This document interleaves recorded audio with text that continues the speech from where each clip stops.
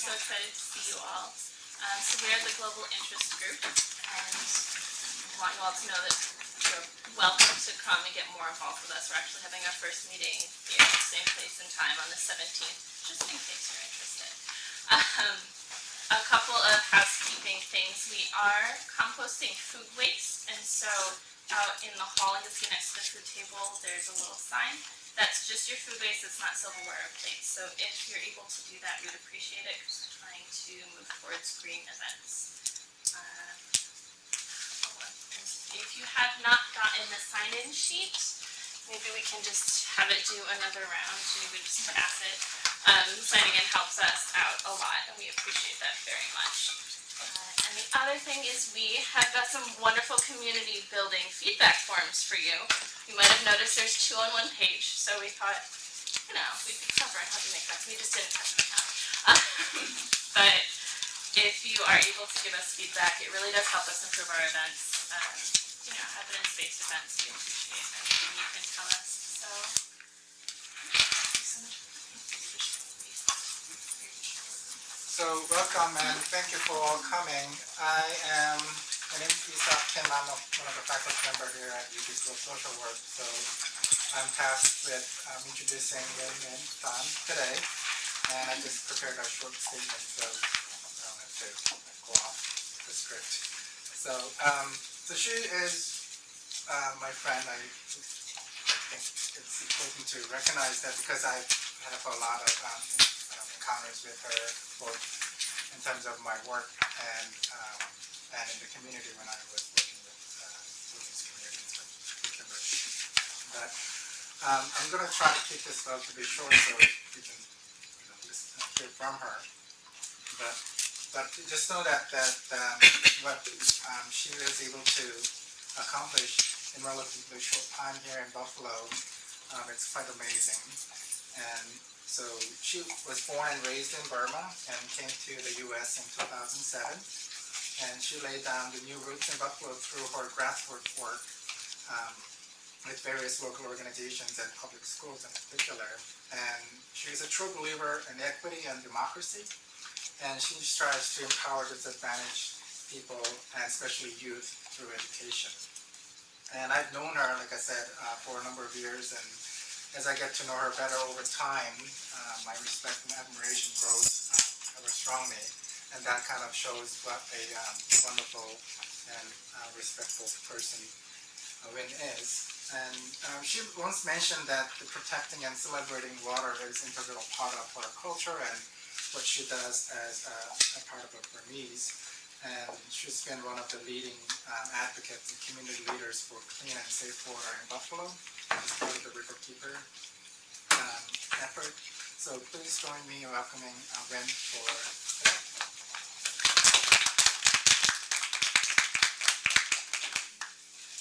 Thank you, Isaac. It's very kind of you to mention to me in that way. Thanks. I think I have seen, I have known some of you, and you have worked with me at the Community Academy Center. So I'm with the Community Academy Center, Baldy College Community Academy Center, currently working as an education coordinator.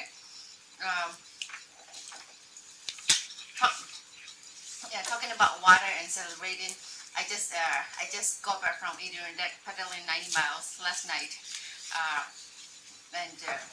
past midnight, and then it was one of the wonderful experience that I can experience here in the New York State with it in the Adirondack, being together with all other paddlers and raisers. There are 500 raisers in the canoe cluster race, and then there are people who came and raced from Panama, Australia. So that was wonderful. And and on the way back, our team, one of the pit crew member was asking, "How many Asians do you see there?" and then we counted. I think there are about, including me, there are about 5. 5 or 6 Asians there, I guess. There are 3 boats from Cornell, and 2. And in those 2 boats, there were one Korean girl and one Chinese girl, and the fascinating thing is that when I joined for paddling 5 years ago, it's like through Skagera Canoe Club. I do not know these team members, and I just heard about it and it's like, okay, they need people for 90 miles, water canoe. Okay, I'm in, and they are really they are from Polish community here in at Buffalo, and I mean the whole boat is all men, yeah, a little bit rowdy, and but yeah, when we get to know each other, and then when we have become a team, one team, and like this time we met again, but we're a straight Skagera Canoe Club. We raise as a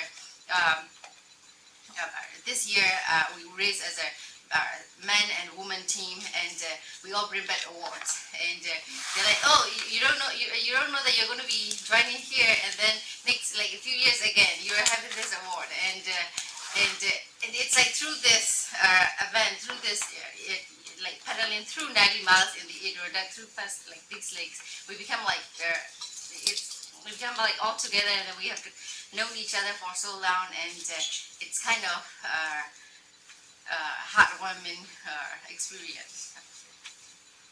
And I think it's the same way it works in our community as well through Water Festival.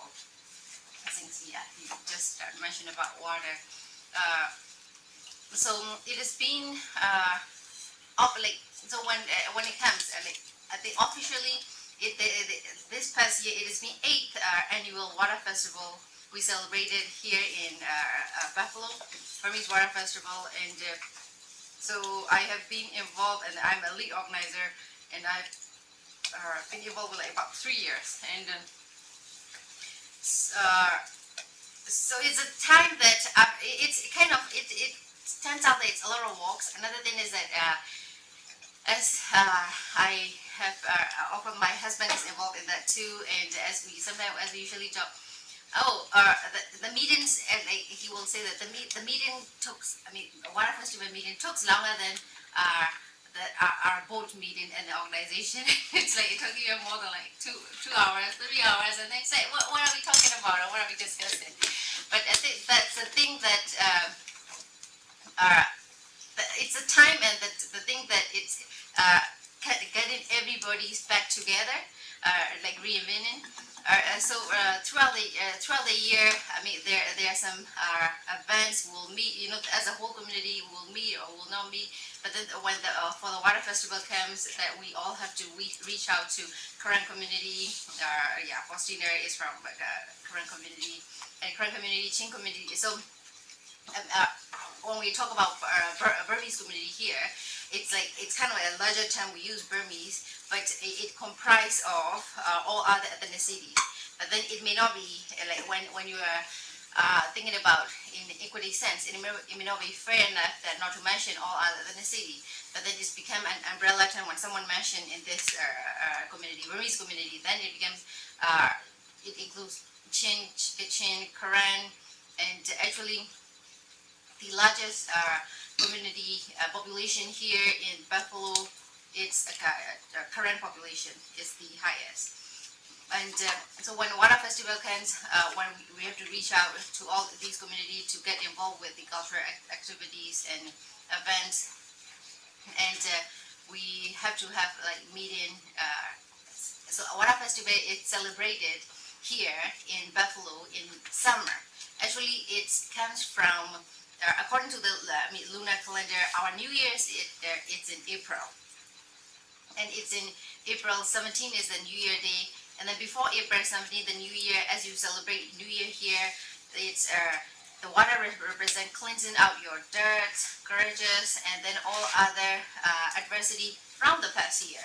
And not to carry on with that, you have to cleanse out with the water, and so that's the reason that we celebrate Water Festival before New Year. And so when the New Year comes, it's like you all are fresh, and then you become your adversity, jealousy, whatever you have in your family or in the community will all cleanse out, and then you can start anew. and so that's the purpose of the water festival. And then we have been practicing that way in a sense especially it back in Burma, that is one of the largest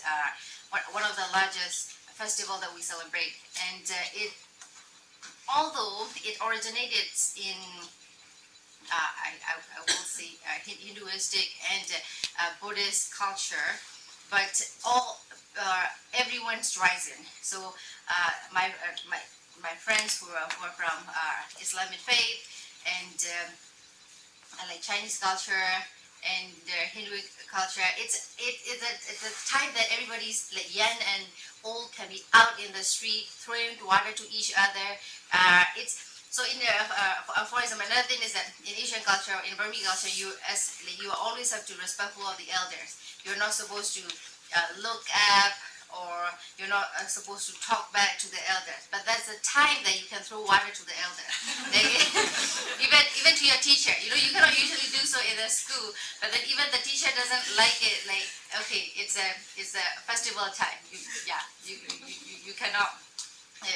This your bailout, and so you can. And so of course there will be some kids who there will be some kids who do not like their teachers that much, or their elders that they do not like that much. They will put water into the water balloon, and then they will throw it like harshly. It's really like you feel that it's burning. Yeah, it's like harshly. Or if it's like someone respectful and someone kind and nice to them, they will just throw the water gracefully, But yeah, so that's the time that you can be naughty, and then like to the elders who are going to the monastery, they usually wear to the Buddhist monastery. What I'm saying is that white and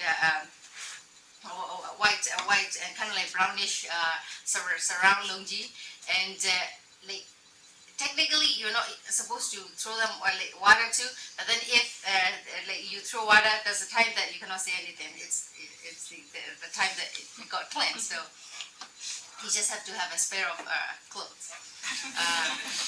So everybody's driving and everybody's waiting for that time, and then the music and everything, and so everyone from all other ethnicity and then faith join in and enjoy the water festival throughout the country. Which I didn't get much chance because my mother's always dragged me into the retreat into the monastery. So and then like once or twice only in my life I have joined in, and then I do really like to celebrate, like throwing like water, and then you are off guard in that sense. And then it has come to that point in Buffalo as well. So as we have said that this year, every year when we organize and celebrate it, it becomes that it's bigger and a nicer event. So it is being usually most of the time celebrated on Grand Street. And so with that, the community has a chance to reconvene each other, and then comes like have to showcase as this is something that we celebrate in the community. And this year thing was the diversity through water, and so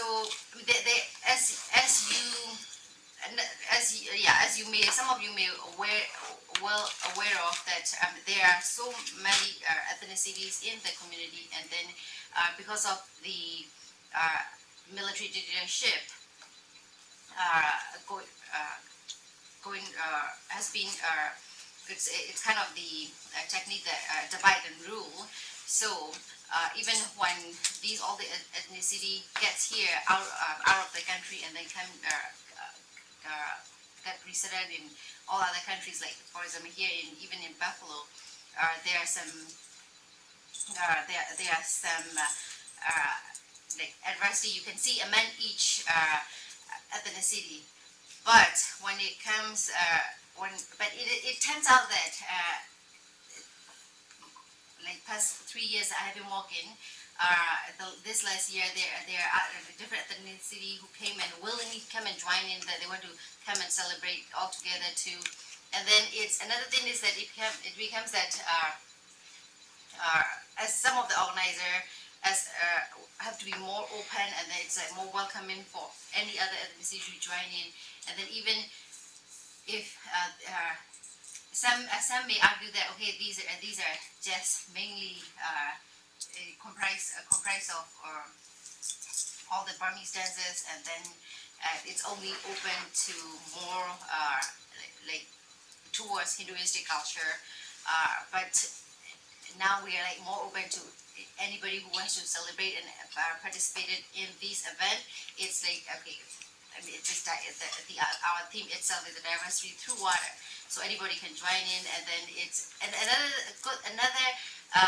good thing is that so the youth from any ethnicity, Karen, Karani, I mean, they all have in the community, they all have their activities and youth group depending on which faith they belong to. So, for example,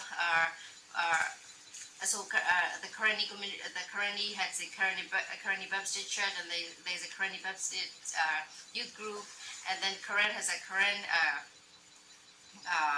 Catholic youth group, and then they have been throughout the year they have the activities, and they've been practicing their culture, traditional dance, and then when the water festival comes, they all join in, and then it's a time that they all got celebrated.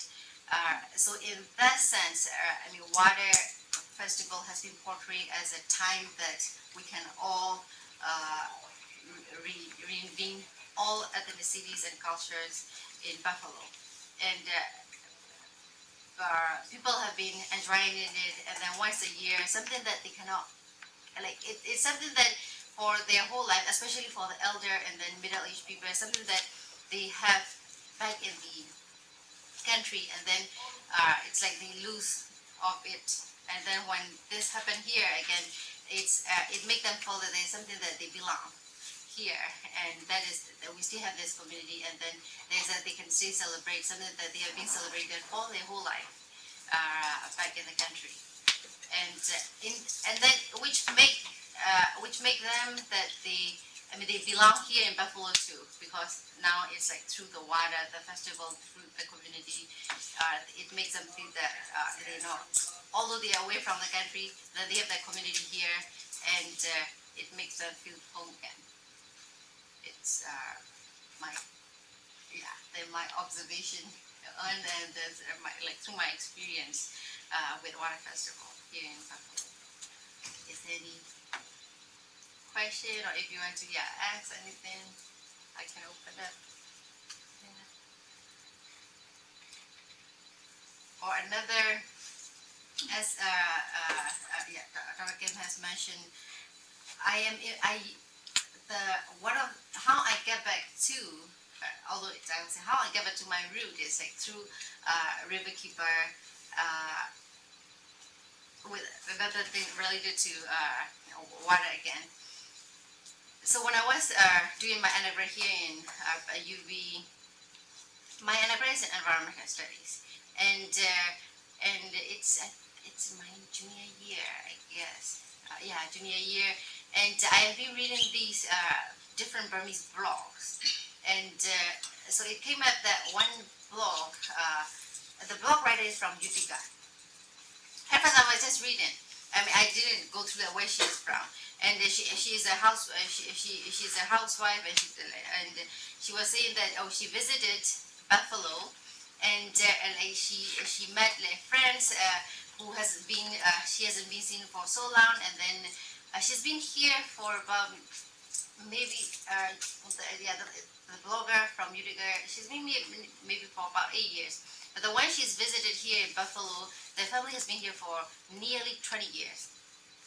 And so she visited, and then they eat together, and then they cook, and then on the way back home to Utica, their friends here in Buffalo sent them back with boxes of dry fish.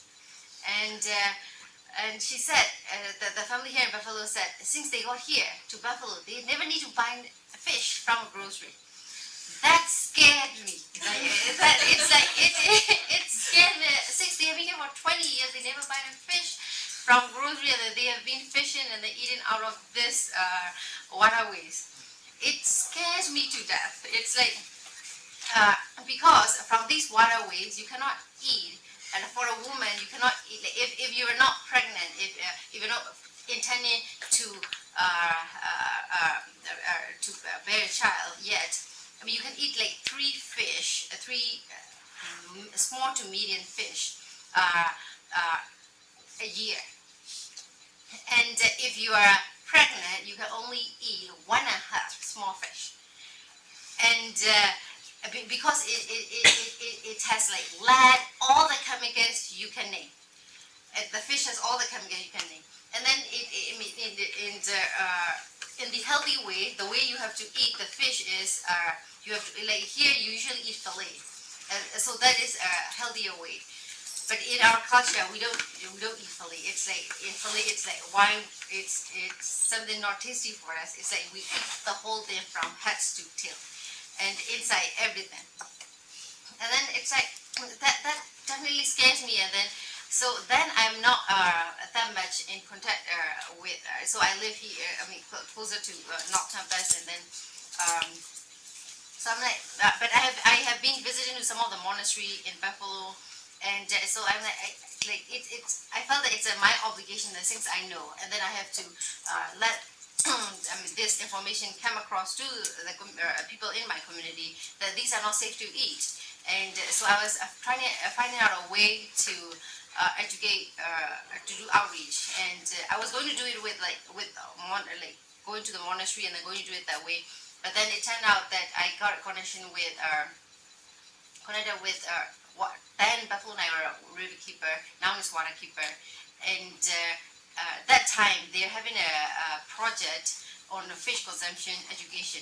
So I was contracted for about 6 months and to do outreach in Burmese community and to create educational materials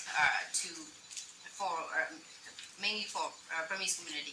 And then when I started to do outreach, then only I learned that it's not, I mean, people who are eating fish, not only Burmese, people from not only Burmese community. So when I was doing outreach on the Broadway Park, like nearby ridge and throughout Naira River, so when I get to talk to them, there are Italian immigrants who has been here for about 50 years, and they say fish and eat. It's not that much in that much amount, but then it's fish. It's one of their staple food. And then African American community, they fish and eat also. So. So we translated all these educational materials into 5 languages: French, Nepalese, Spanish, Burmese. I forgot another one. And we have done outreach, and then that's how I have got back to Burmese community here in Buffalo, and then it became that I stayed with this community since then. And then then I began to involve with water festival, and then and after I graduated, I joined Amerigo Able. So I work with one of the inner city school I prep there. There I get to know some of the youth population from this community. So then I figured out there's another. It's all roots in the education, and then not being able to get. Having equal access to all these information, which is there. So for example, when about the pollution, the fishes are not so safe to eat. All these things, all the informations are there, which is being. Are distributed by the EPA and DEC, but there's no way that these are going to get to our people in our community. The first is the language barrier, and these document has never been translated or interpreted, and then on top of it, sometimes it's like just translation and interpretation doesn't work. If you translated all these documents, and then it's like it's in the videos, in interpretation, everything. It just sits there, and then here is the community by itself, and they definitely need a human agent to get it through that, come across those barriers, and they came in. I mean, I would say we came in, and then that will be their. Who will be their agent? Then I think you all will be the agent, because now you. I mean, you definitely have the resources, and you definitely have the capacity to do. And then now it's coming at the point that you are understanding, becoming aware of. We have the community here, and then what are some of the barriers that they have. So in that sense, I think the institutions and the graduate student works bridging that gap. So when I was working with at the Buffalo Public School, I realized that, I mean, there is a tremendous barrier of language, and another thing is that not getting access.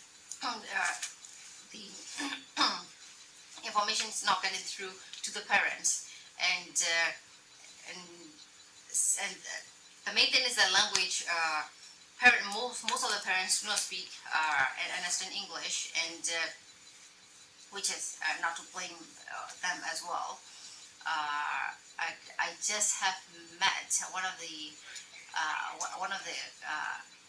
recent graduate from Birthday College, and then he mentioned to me that he just visited Westside Bazaar, and then recently there are signs of not trashing and not to trash in the street. They are in like 3 different languages, and 3 or 4 different languages, and he mentioned to me that it is no point that people here has to accommodate translating all these materials all the time. He said that it is the responsibility of people who come and resettle here. They have to learn the language, and for someone, I think yes, in a sense. When you are here, you have to learn the language of this country, and in a sense, he thinks that he is very open-minded, and he has very observant, and then he has been traveling to like all these countries. I mean, when he has that conversation, he just came back from Burma in a few days, and so we go through the long conversation, and I mean it's a privilege if you can speak English, and why would not someone want to learn and speak? It's like if someone can speak, read, and write English here, there are so many opportunities open up, job wise, even if you can have a small conversation, it's a good opportunity to learn a job in one of the factories. But the thing is, I mean, from education background, and then through observing both adult and youth class, in our center, we ran ESL citizenship classes and Buffalo Beginners program for the youth as well. And for the younger people, they are easy to pick up. And like how bad Buffalo Public School is, like within 6 months, they will definitely learn to speak. Even after they graduated, I mean, even after they graduated, they may not write a sentence, but they will still speak. It's not. It's from one of the ESL teachers that it said there's one. It's amazing thing that when there's one girl, she's an Iraqi, and so she probably all of her friends maybe Chin, and then they are from Islam. They're from Evangelican, and so she's been hanging out with them too much that now that Iraqi girl learns to know how to read and write Burmese. And so that ESL teacher was so surprised that, okay, she may not even know how to write a sentence she graduated already. How to read and write in English yet, but how come now she can sing, read and write in Burmese? I think another thing is that the motivation comes in that sense also. For the youth, the motivation and then the proper education itself will make them be able to literate. But for adults, so after we have some ESL citizenship students who are like 60, 65, and they have been learning to handle civics questions in the class. And they've been coming to class, there was one Korean old lady, she's 62. She came to class 2 years, not absent, not being absent any of class. But she doesn't even pick up a word. But she's picking up some ABCD.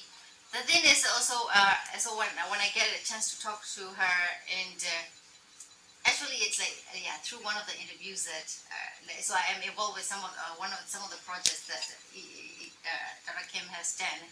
So when I get a chance to interview her, and I have learned that she has never gone to school, even in Burma. So she said that she has gone to school up to maybe 2nd grade, and then it's in a rural area. The school situations are and then they are always fleeing, and then she never get the proper education, and then in a sense she's illiterate in any languages. And now at 62 she has to pick up all these 100 civics questions so that she can become a citizenship, and then she can feel safely home. And it's torturing to see that. Not for someone who's learning something new at 62, but even for me, it's every day she comes in a hope that she's going to learn something. She definitely she has a will to learn, and it's not to blame to her that she's not picking up any words, and probably the only thing which has to blame maybe the instruction. The instruction. And how come someone is coming to attend for 2 years and not picking up a word? Then it comes to instruction curriculum. Of course, the instruction is in our own center, but but because the ESI instructions, citizenship instructions, all are, I think those came up without having consensus from all these people who are not speaking English or not learning at all. It's just that it came from somewhere that, okay, these are the instructions, these are the curriculum, you have to follow up and then teach these elders or anyone who's coming from all over the world, whether they can speak, understand English or not. And so she's adamant about passing the citizenship test. So she went for the first interview, after she's coming to these classes, and then she's not only attending classes here in our center. So the whole day she's been attending classes in every. So she attended classes at Jericho Road, ESL, Jericho Road as well, and so she attended 3 classes at different center which offer ESL citizenship classes 2 years, and then she whether she learns or not, she is very respectful, and then she loves all the teachers that she met, and then she will she will bring a food for them every day, little cake and everything, things like that. And obviously she failed, and the first interview, and then she's always merry and cheerful. After the time that she failed, she becomes her face is old, and then she becomes depressed. Everybody can see that, and but she didn't give up. She just keep on trying, and although she may not be able to write, she's illiterate. So she gets to the point that there's 100 questions, 100 questions, which there is a survey that if you ask an American, I think only 10% will pass the test, and so she can answer from 1 to 100 questions. If you ask from what is the constitution. Then she can answer. So she can answer 1 to 100 if the question comes in that format, like every answer correct. She comes to that point. But then when how it phases it, but the question doesn't come in that way. So when you get into the interview, the question will get generated by the computer. 6 question will came out, and it's like randomly arranged. Then she still answer in that format. So that's how it became how she filled. Another thing is the comment from the interview. How interview officer is that she needs to practice more English. I mean, good luck with that. And but yeah, and then she continued coming, and then finally she passed. I mean, the good thing is that it's not that I'm grateful that she passed. The thing is that after she passed, only now we got to see her cheerful and merry face again. And there are people who get suicide from not passing a citizenship test. There are like 2 or 3 cases in Ohio in the Nepali community. Like 3, like one like 25 years old, and another 2 they are quite old. They get suicide after they have failed a citizenship test for like 3 times. And then when I hear that from one of the community leader from the Nepalese community, I think you may have known Lamin Tumen. I do not believe that. It's like I do not believe that much. And then another thing is that for someone who speaks English, I mean, when I went for that test, I studied that 100 questions just like for 30 minutes before I go for test. And so, I mean, for me, probably I may not really get that. Like that someone has to study English, have to study the 100 question for like 2 years, and then get depressed. So when I heard that, I don't really believe it. But then when I see like someone in front of my eyes that who definitely become like depressed, then it's like, which is true. And then there are some other old elders who has been coming to classes and not learning, but they still enjoying so I wonder why are they coming to the class, and I think they still enjoy the companionship of these group coming together. And when they come, they come to before the class like quite early. They go by late, and then they were just talking just randomly other stuff which is not related to the teaching materials or things like that. I think in a sense that it gives them the purpose, and that I mean it's in a sense it's what some in a regular sense what some people would do back in the country, but here I think we do not have that like public common space that you can just hang out for adults. Like here, of course, you will see, like for us, you can go hang out at the coffee shop, cafe, or Starbucks. Whereas, if you drink pep and things like that. But for people from this community, they do not have that kind of space, especially for elder women, I will say. Other than they go to the monastery or church, that's the only time, once a week, that's the only time that they all get to meet and talk. But so in a sense, I think she has been there too. In a sense, our center, it's not only our center, I think most of the centers that offer ESN citizenship class and then usually the male stay walk. So usually the elder female, they are kind of free at home, other than they have to take care of like grandchildren maybe. And but like when they come to these classes, they all can hang out and just talk, and it gives them the life again. It in a way it walks that way. I think whether it doesn't seem that they they're coming to learn English. Of course, they want to pass the citizenship test, and then they know that, and somehow they know that they're not going to learn anything. But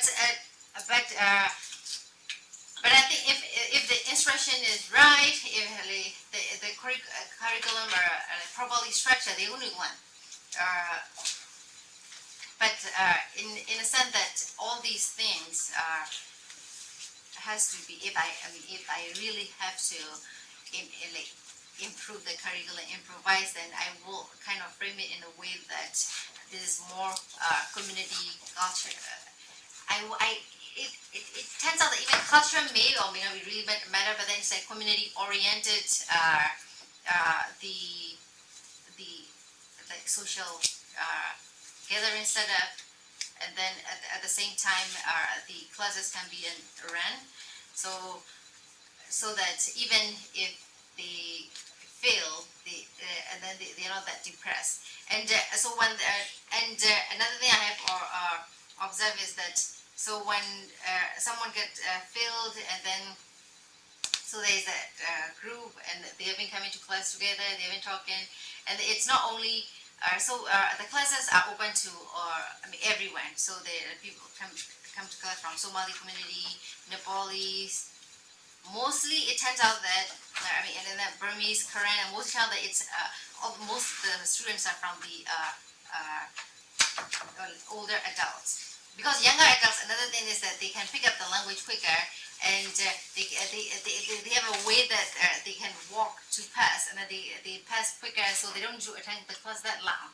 But then for older, they need to learn more. It takes longer, and so it becomes that they come into the class, they become to know each other, and then if someone fails, they're like, okay, they will encourage you, and then you say, okay, I'm not passing yet, and then so yeah, and even sometimes for the some of the elder, they already passed, like they're people from Nepalese community, Somali community, they still come to the class. Because the reason is that they definitely still come to the ESA class, but then they still come to the citizenship class, and then the thing is that they feel that it's become like hangout place that they can talk to each other.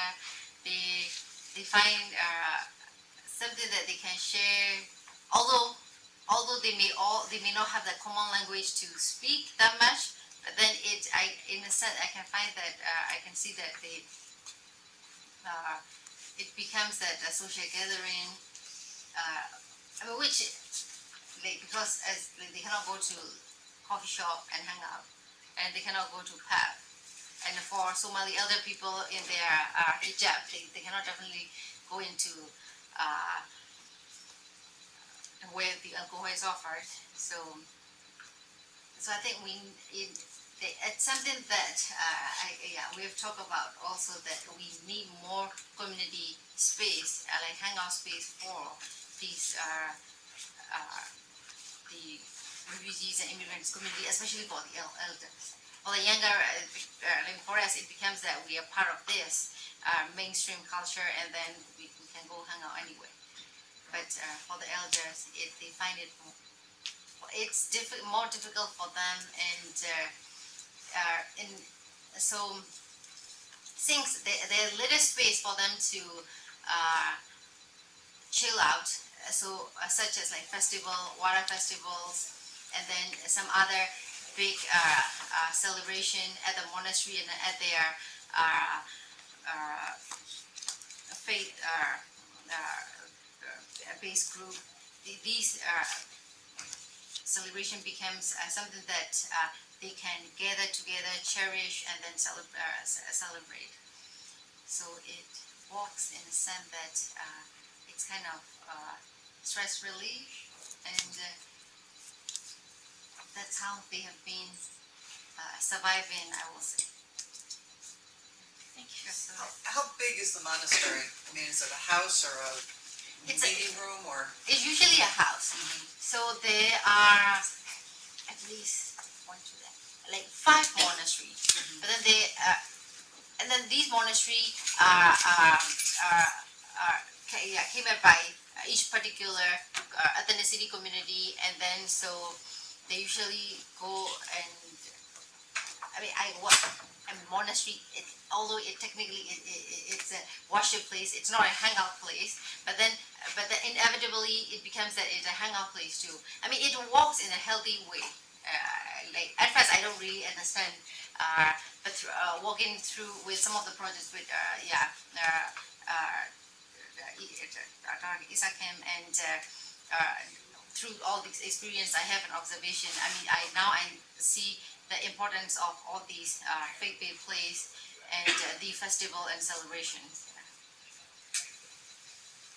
Thanks so much for coming today. Sure. I wonder, and you've talked about this a little bit, but in terms of how a number of the Burmese communities in Buffalo are doing right now, I wonder if you could comment on, like in the last couple of years, have you noticed a change in how communities are trying to pull together and have some solidarity in terms of like all the policy changes that have been happening?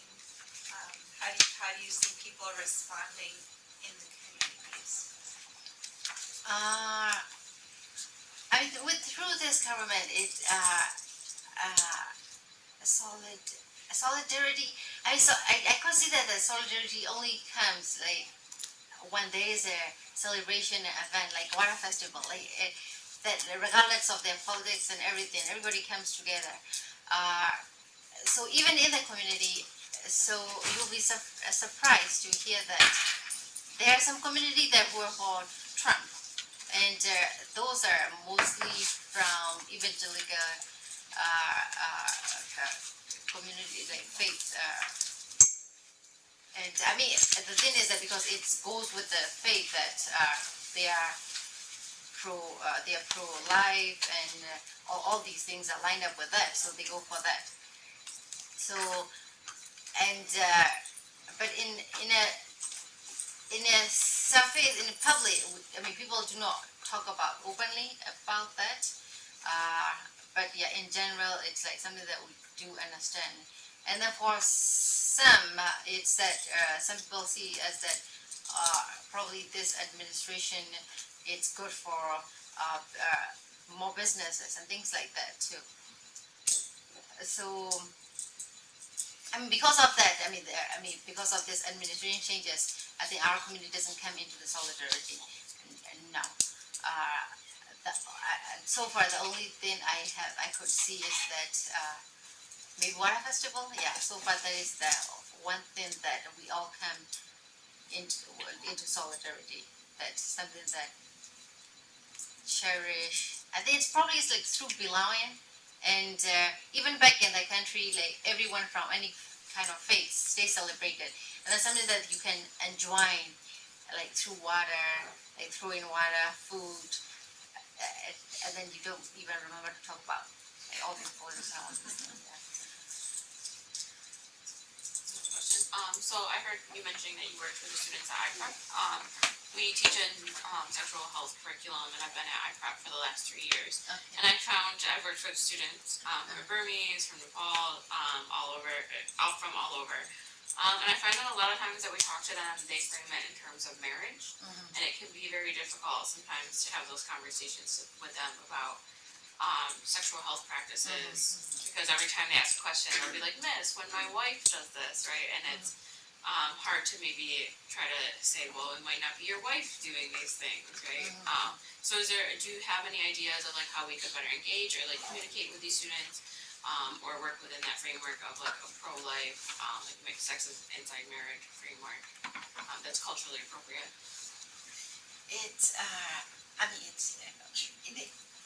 In general, like even back in the country, we definitely need the education on like sex and gender, and that is something that it has been taboo to talk about, and then it is not being opened, and so we grew up in that culture, and so that brings so many problems, and it leads to dangerous activities, such as like so many like underage rape has been going on in the country.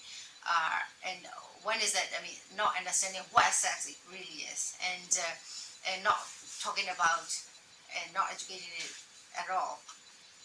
Uh, so the generation we see here is that come out of that that time frame. So we're going to see that, and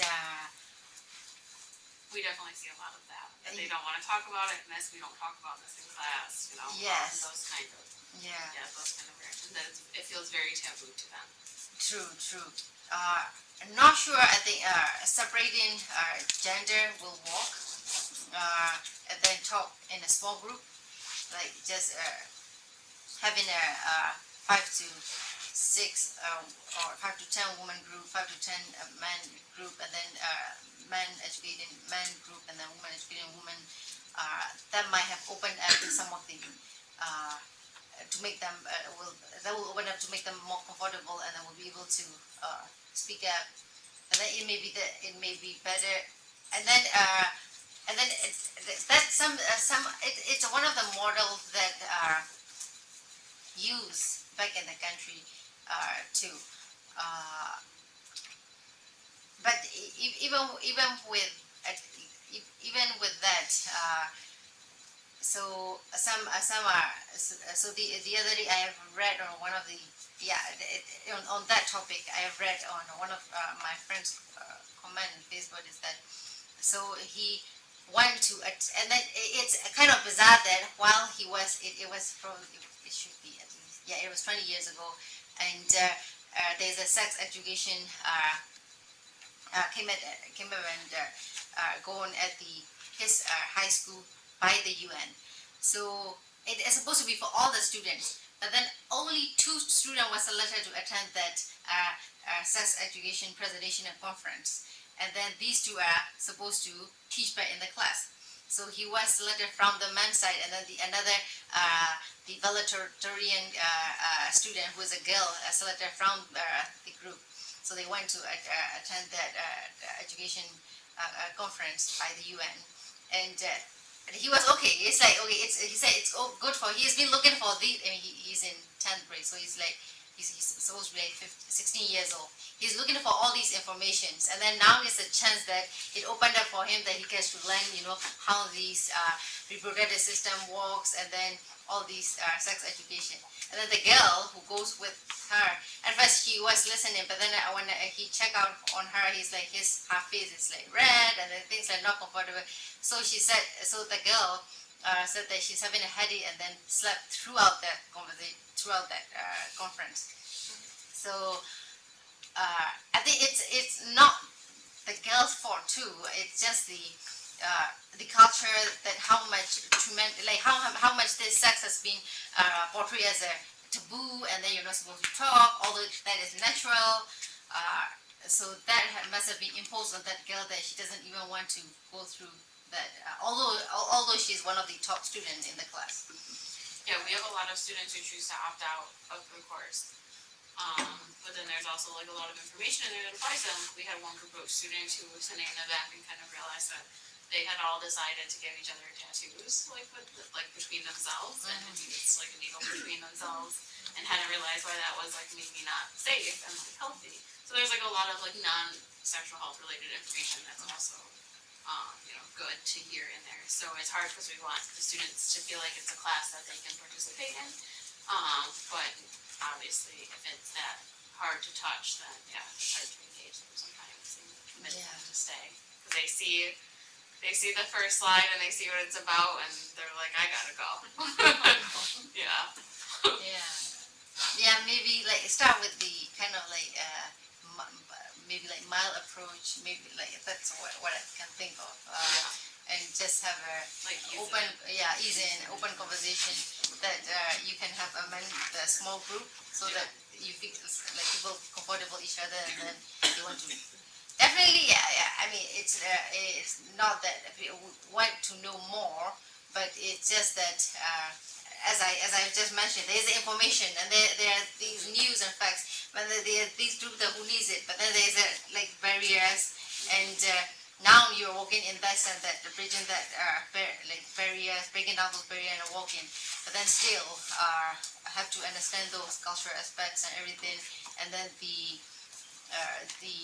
experience that they might have lived with all these taboo, all the, like depending on how much they want to know, and and then like sometimes it may time in with their parents, but at home as well, it's like first they need to know that this is natural, and even if something comes up, if they ask a parent will say that, oh, this is something that you should not talk about. Yeah. So that is time for us. We're exactly on time. Perfect. Thank you so much. Can we get a round of